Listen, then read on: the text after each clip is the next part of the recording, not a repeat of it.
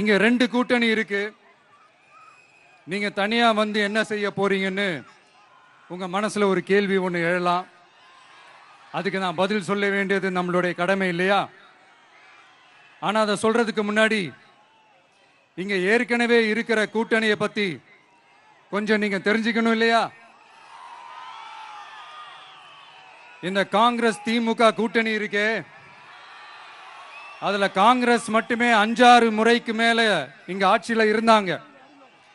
அந்த கூட்டணியில இருந்த ஒரு தலைவர் மக்களை மட்டும் ஏமாத்தல, அவங்களோட தலைவரையே வெட்ட வெளிச்சமா எப்படி ஏமாத்தினார்னு உலகமே பார்த்து கை கட்டி சிரிச்சது. அதுக்கப்புறம் அந்த கட்சி இங்க எந்த நிலைமையில இருக்குன்னு உங்க எல்லாருக்குமே தெரியும். திமுகவும் 2-3 முறைக்கு மேல ஆட்சியில இருந்தாங்க. இப்போ 2ம் கூட்டணி, பேருக்கு தான் கூட்டணி. ஆனா திமுகவும் காங்கிரசும் கூட்டணின்னு சொல்லிக்கிட்டே சில தொகுதிகளில் ஒருத்தர் எதிர்த்து நிக்கிறாங்க.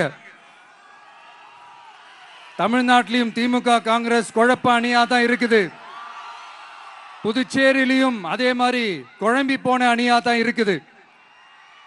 அப்புறம் இன்னொரு கூட்டணி இருக்கே, அதான் என்ஆர் காங்கிரசும் பாஜகவும் சேர்ந்த கூட்டணி. அது சேர்ந்த கூட்டணி எல்லாம் இல்ல, சேர்ந்து இருக்க முடியாம சோர்ந்து போன கூட்டணி. கூட்டணி இருக்குன்னு ஒரு பக்கம், கூட்டணி இல்லைன்னு இன்னொரு பக்கம் தினம் ஒரு நியூஸ் வந்துச்சு. இதுல நம்மளை வச்சு அவங்களா ஒரு அரசியல் நடத்தினாங்க, பார்த்திருப்பீங்க. இங்க இன்னொரு அரசியல் வியாபாரமும் நடக்குது. தமிழ்நாட்டில் எப்படி 2 பேர் சீக்ரெட் அலையன்ஸ் வச்சிருக்காங்களோ அதே ஃபார்முலா தான் புதுச்சேரியிலையும். நம்மளை பத்தி தப்பா கதை சொன்னாங்கல்ல, இப்ப என்னாச்சு?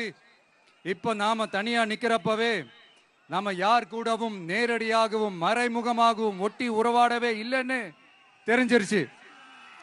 நாம அப்படிதாங்க, சும்மா தில்லா கெத்தா கட்ஸா மக்களை நம்பி வா பார்த்துக்கலான்ற கேட்டகரி தான்.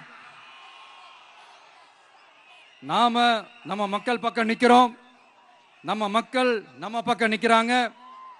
அப்படி இல்லாம யாரு எப்போ யார் முதுகுல குத்துவாங்கன்னு பயத்தோடவே சுத்துனா அந்த கூட்டணி ஒர்க் அவுட்டே ஆகாது, ஃபுல்லா வாஷ் அவுட் தான் ஆகும்.